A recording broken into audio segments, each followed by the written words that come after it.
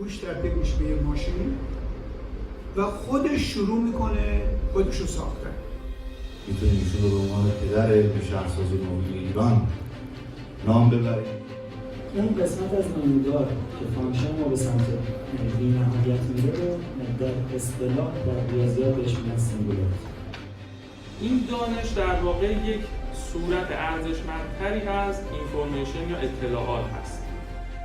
در شهرسازی امروز دنیا براتون باز میکنم به نام مدل سازی اطلاعات شهر.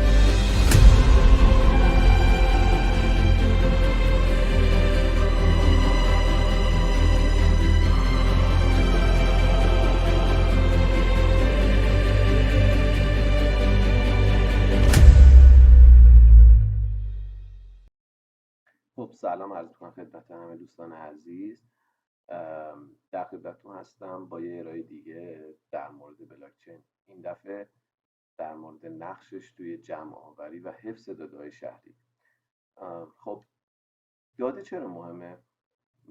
یه اصطلاح پزشکی مهمی هست که دکتران معتقدن توی تموم این سالها هرچی اطلاعاتشون راجع به بدن انسان و کارکرد ارگان‌های بدن بیشتر شده، تونستن که راه حل‌های مختلف و بهتری پیدا کنن در مقابل بیماری‌ها و همینطور در آخر باعث افزایش طول عمر بشر شده. خب پس ما میتونیم از این استفاده بکنیم و شناخت خودمون نسبت به شهر ببریم بالا با استفاده از دیتایی که وجود داره. هرچی این دیتا بیشتر بشه، ما راحت‌تر میتونیم که فائق بیایم در مقابل چالش‌های مختلفی شهر باهاش دست و پنجه نرم میکنه. خب در مورد مهمترین ماهیت بلاکچین بگم خدمتتون که غیر متمرکز بودن این چیزی که من دوست دارم بیشتر بهش بگم علم تا یک فناوری باعث شده که خب خیلی از ارگان ها رو بیارن به سمت این تکنولوژی. خب میدونید که توی دنیای متمرکز کنترل حاکم خیلی بیشتره و کاربرها ضعف دارن، شفافیت بسیار پایینه، اعتماد واقعا پایینه، آسیب پذیر بسیار زیاد هست و همینطور باعث کاهش سرعت توسعه میشه در اون ارگانیزیشن یا شهری که وجود داره. در صورت اینکه با اعمال یک مدیریت غیر متمرکز همه چیز تغییر میکنه و قدرت از حاکم به سمت کاربران میره و انعطاف پذیری بالا، شفافیت بیشتر، آسیب پذیری کمتر و در آخر توسعه سریعتری وجود خواهد داشت.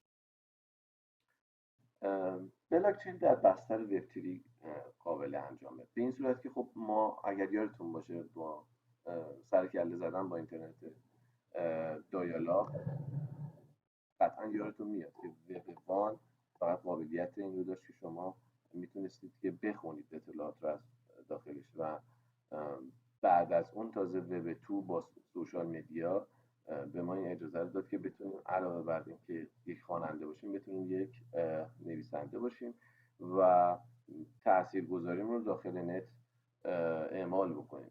اما اجازه ای که وب 3 به ما میده اینه که علاوه بر خواندن و نوشتن ما اجازه مالکیت رو بر در واقع پراپرتی های موجود در اون داریم. میتونیم یه تیکه زمین مجازی، یک ارز مجازی رو مال خود بکنیم در بستر وب 3. خب بخوام راجع به کاربردهای بلاکچین در شهر هوشمند صحبت بکنیم، بسیار از حد خواهد گذشت، اما خب به صورت خلاصه بگیم به دلیل ماهیت شفافی که وجود داره در تکنولوژی بلاکچین استفاده می‌کنن در پروژه‌های مالی و موجب شفافیت مالی خواهد شد. اطلاعات بین هم خریدار و فروشنده کاملا شیر میشه، چیزی برای پنهان کردن وجود نداره. استارتاپ های محلی میشه ازش استفاده کرد بدون نیاز به کسب اجازه از ارگان های بالاتر. پرداخت های مالی مثل پرداخت قبوز و جریمه های شهری، استفاده از قراردادهای هوشمند برای بالا بردن سرعت انتقال و کاهش دادن هزینه ها، استفاده از رهگیری امن که باعث میشه که کاملا امنیت شبکه بره بالا. این شبکه که میگم حالا میتونه یک شرکت باشه یا یک شهر و همینطور جعل هویت بسیار توش بعیده و غیر ممکن میشه به دلیل مکانیزم ذخیره‌سازی و اعتبارسنجی هویت کاربران. همینطور در مدیریت حمل و نقل یه مثالی وجود داره که کاربرها رو به طور مستقیم متصل میکنه به مثلا اون راننده هایی که وجود دارن دیگه. اینجا ثرد پارتی وجود نداره که بخواد از شما هزینه دیگه بگیره یا حالا این انتقالش زمان بر باشه. خب پس مهمترین خصوصیت این قرارداد هوشمند حذف اون شخص سوم ارتباط دهنده است. خب با حذف این شخص هم هزینه میاد پایین، هم سرعت این قراردادها بالاتر خواهد رفت، هم شفافیت بیشتری وجود داره چون به صورت کاملا شیر وجود داره این قرارداد ثبت میشه. امن هم به اندازه کافی هست، امکان کلاهبرداری توش بسیار میاد پایین، به این دلیل که قراردادها در بستر یک شبکه انجام میشه و مورد تایید تمام نودهای اون قرار میگیره. خب کاربردهای زیادی وجود داره در حوزه روابط شهری، به اون که میشه اشاره کرد به شفافیت بین اعضای یک شهر یا یوزرها و در واقع بدنه مدیریت شهری، یک ارتباط بدون واسطه و مستقیم، صداقت در اطلاعات و مدیریت کارآمد. اگه در یه نگاه کلی بخوام راجع به یک شهر هوشمند بر پایه بلاکچین صحبت بکنیم، در تصویر پایین سیتیزن ها، شهروندهایی میبینیم که مثل یک یوزر وجود دارن و اگر بخواد قراردادی انجام بشه بین این دو یوزر به صورت اسمارت کانترکت خواهد بود، چه این قرارداد بین یوزرها باشه چه بین یوزر و یک ارگان دولتی انجام بشه، همه به صورت اسمارت کانترکت ثبت خواهند شد در بستر بلاکچین و تنها در واقع قسمتی که نمیشه از حالت متمرکز خارجش کرد این هویت کاربران. خب چون شهروندهای هر شهر باید ساکن اون شهر باشن و نیازمند یک سری داکیومنت ها اطلاعاتی هست که به شهرداریشون بدن به طور مثال که اونها رو تایید بکنه که شما شهروند اونجا هستین. نمیشه که هر کی سرش از رو انداخت اومد تو شهر و این نرم افزار رو نصب کرد بتونه تاثیرگذاری داشته باشه در اون روند مدیریت. بنابراین تنها مرحله‌ای که وجود داره مرحله SSI Authentication، هویت کاربر تایید میشه و بعد از اون کاربرها میتونن با هویت ناشناس ادامه بدن فعالیتشون. مثل یک کلاس میمونه که در بعد ورود فقط از شما کارت شناسایی میخوان و بعد اون دیگه کاربر میتونه کاملا غیر قابل شناسایی باقی بمونه که نمیشه فهمید کی کدوم نظر رو داره. بنابراین این دیتا به زیرساخت شهر هوشمند خواهد رسید و بعد از اون میشه ازش دو فاکتورهای مختلف استفاده کرد و به اهداف مختلف اون فاکتورها رسید. پس با بلاکچین فراگیر بودن اطلاعات، امن بودن اون و واقعی بودن اون بیشتر خواهد بود.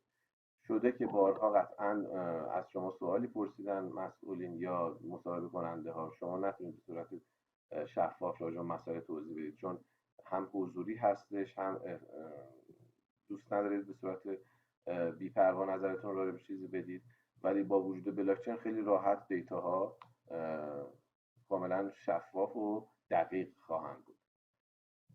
خب اگه بخوام راجع به انواع بلاکچین صحبت بکنیم، به 4 دسته تقسیم میشن: بلاکچین های عمومی، خصوصی، کنسورسیوم و آخرین نوع بلاکچین که هیبرید هستش.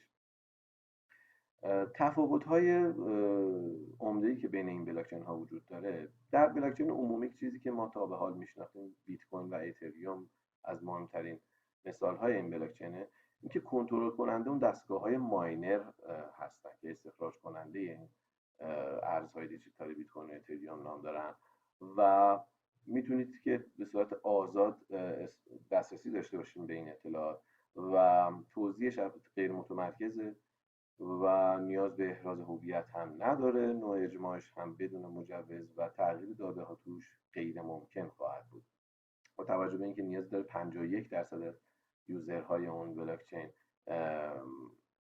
در واقع اجماع بکنن برای یک تغییری در اون بلاکچین، از اون به بعد قابل تغییر هستش. و خب هک کردن دیتاهای داخل بلاکچین های عمومی هم بسیار سخت. خب به همون دلیل 51% که گفتم یک نفر نمیتونه تغییری ایجاد بکنه. خب از مزیتایی که داره شفاف بودن اطلاعات هست، منابع باز و امن و مطمئن وجود داره، کاملا غیر متمرکز و برای عموم آزاده. اما خب در جهت برعکس معایبی هم وجود داره، باعث شده سرعت تراکنش‌ها پایین بیاد و به خاطر این تایید تراکنش‌ها روندش و مقیاس پذیری بسیار پایین‌تری نسبت به بقیه بلاکچین‌ها و همینطور مصرف انرژی بسیار بالایی که خب برای ماینرها وجود داره باعث شده که از پاپولاریتی این بلاکچین کمتر بشه. ولی خب وقتی بریم به سمت بلاکچین خصوصی متوجه میشیم که خب این برای یک ارگان‌هایی مثل ارگان‌های دولتی یا شرکت‌های خصوصی قابل استفاده است.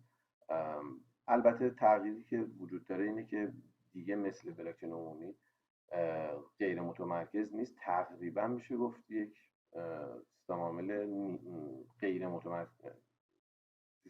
متمرکزه. پس تفاوتش با اون اینه که داخل خود اون سازمان بین کاربرها این غیر متمرکز بودن وجود داره و از بیرون شما دسترسی ندارید و برای انجام تغییرات نیاز به دریافت مجوز دارید از مسئولین مربوطه. شفافیت و عدم شفافیت اطلاعات هم بستگی به اون مسئول، اون کاربری که وجود داره بستگی خواهد داشت. قوانینش قبل از راه اندازی توسط اون شرکت یا سازمان وضع شده. اما بلاکچین کنسرسیوم که یک بلاکچینی هستش که توسط یک نهاد برای ارتباط با نهادهای دیگه ایجاد شده. وقتی چند تا نهاد بخوام یه قراردادی وجود داشته باشه، مثلا انواع برنچ‌های مختلف یک ارگانیزیشن وقتی بخوام تحت یک مدیریت مرکزی باشن یا مثلا چند تا شرکت مواد غذایی که با هم یک قراردادی رو امضا میکنن میتونه از این بلاکچین بهره ببرن.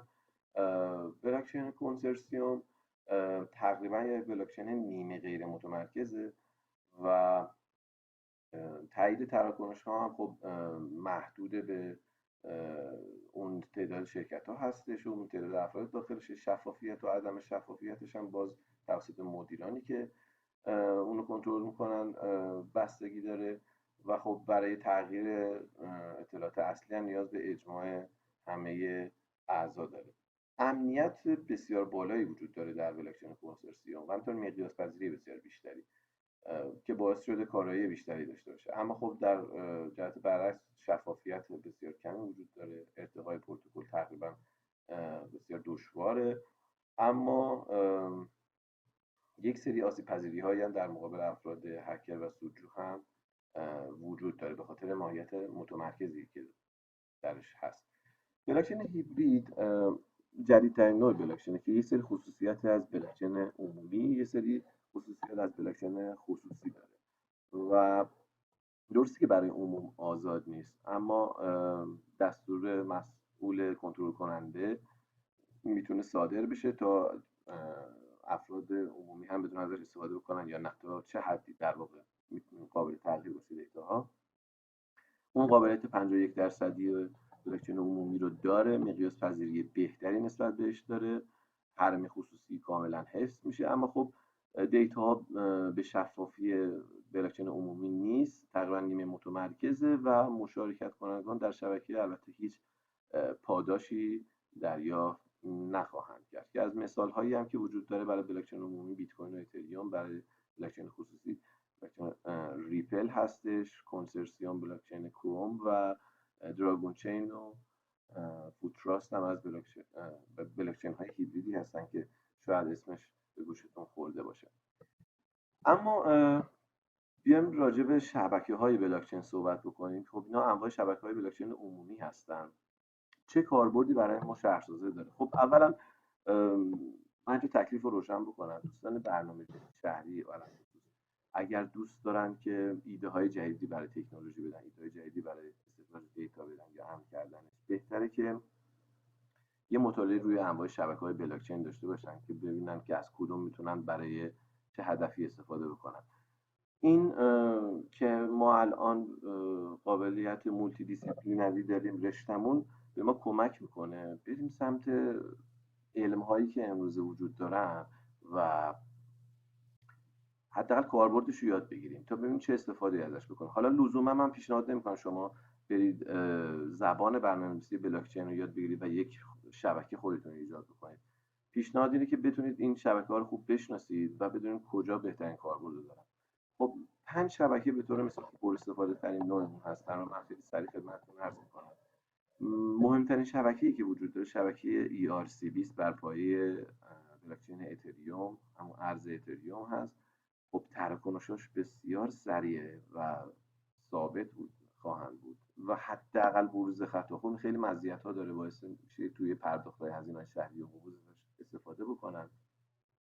بلاکچین بعدی بلاکچین BP2 یا همون بایننس چین هستش که خب حجم وسیعی داره تو خودش جا میده و ساده تر نسبت به اتریوم، باعث میشه که شما ذخیره و جابجایی اطلاعات رو تو این شبکه بهتر باشه انجام بدید. برای مثلا بیگ دیتا بسیار مناسبه. و اما بایننس اسمارت چین که مدل در واقع پیشرفته تر بایننس چین هستش، اومده سرعت رو بالاتر برده در انجام تراکنش و همینطور کارمزدش رو آورده پایین که خب کاربردهایی برای قراردادهای هوشمند خواهد داشت. شبکه بعدی سریع‌ترین شبکه حال حاضر بلاکچین شبکه TRC20 تقریبا تراکنشاش رایگانه. حالا هولوش $1 هزینه برای هر نوع میزانی از تراکنش، اما انقدر خب ارزونه که رایگان تلقی میشه. برای توسعه برنامه‌های غیر متمرکز بسیار فوق‌العاده است. به طور مثال برای استفاده از جابجایی دیتاهای حمل و نقل روزانه، به جای استفاده از سامانه هایی که خب دیتا رو میخوان مخابره بکنن به هم دیگه، بعد از 3 روز شما قبض جریمتون بیاد برای شما، به صورت آنی و لحظه‌ای بر پایه شبکه TRX میشه دیتا رو کاملا سریع مخابره کرد و چه از در واقع خودروی شما دیتا برسه به ارگانیزیشن های دولتی، چه از اونها به شما.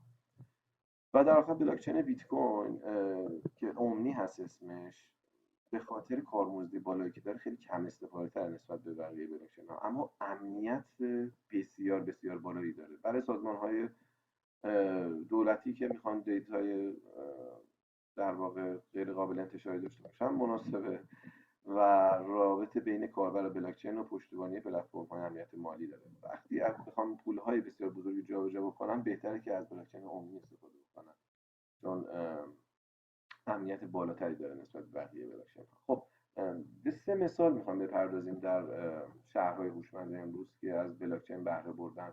اولین مثالمون دبی هست که ادعا داره اولین شهری است که از این فناوری بهره برده و اومدن توی انجام تراکنششون از این اپلیکیشنی که بر پایه بلاکچین بیت کوین بوده استفاده کردن، گرفتن تاکسی، بررسی ارسال بسته‌های پستی و همینطور مشخص کردن مکان مختلف، مثلا حتی پیدا کردن یه جای پارک، استفاده از خودپرداز ازش بهره بردن. اما شهر وین یک خلاقیتی که به خرج داده نسبت به شهر دبی بوده که اینها یک ارزی رو در نظر گرفتن به عنوان توکن وین که به عنوان یک جایزه عمل میکنه برای شهروندایی که از خدمات حمل و نقل عمومی شهری به طور مثال یا مشارکت دارن تو انجام کارهای شهری. این ارز بهشون اختصاص پیدا میکنه، میتونن این ارز رو هر جا که خدمات شهری هست خرج بکنن یا در مقابل مثلا افزایش بدن این رو و بشن کاربرهای در واقع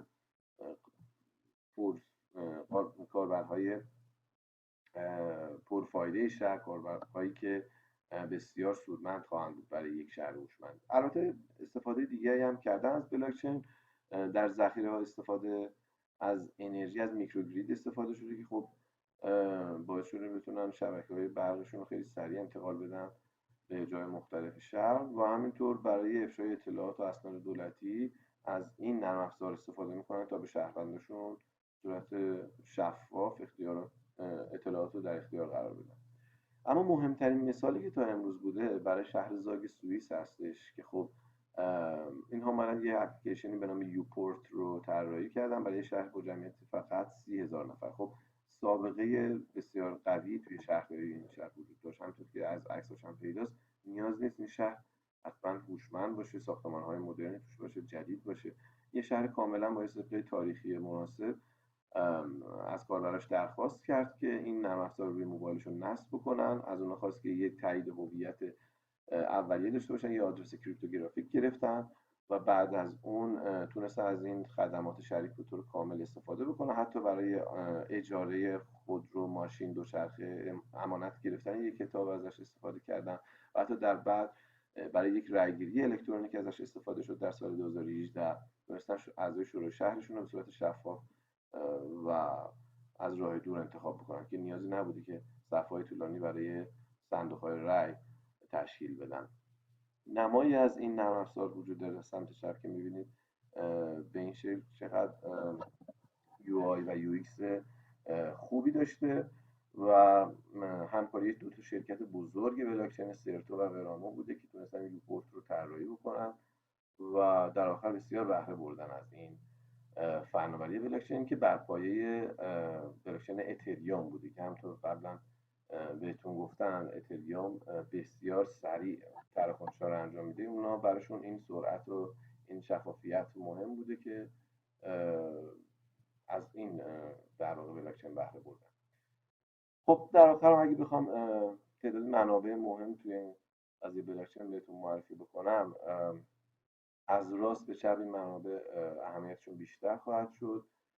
مهمترین کتابی که وجود داره کتاب اسمارت سیتیز بلاکچین بیس سیستم هستش که خب دو تا نویسنده چینی، دو تا نویسنده آفریقایی داره با انتشارات CRC. کاملا یه دید خوبی برای کسایی که شهرسازی خوندن نسبت به بلاکچین میده و برای ما مناسبه. کتاب بعدی کتاب اسمارت سیتی اینفراستراکچر هستش که مال انتشارات وایلی هست. انواع شبکه‌های بلاکچین رو برای شما کاملا توضیح خواهد داد و استفادهشون در زیرساخت‌های مختلف شهر هوشمند. و در آخر اگر خیلی مشتاق هستیم به این حوزه و دوست دارید یک بلاکچین رو خودتون طراحی بکنید، من کتاب بلاکچین تکنولوژی اند اپلیکیشن رو براتون گذاشتم. خب به نظرم منابع دیگه هم وجود داره که شما بتونید استفاده بکنید، اما این سه منبع در کنار هم دانش شما رو به حدی بالا میبره که میتونید حتی یک شبکه بلاکچین برای خودتون طراحی بکنید با خصوصیات مورد علاقتون. در آخر تشکر میکنم برای زمانی که اختصاص دارین تا صحبت‌های من رو بشنوید. امیدوارم که مورد علاقتون بوده باشه و شما رو به خدای بزرگ میسپارم. خدا نگهدار.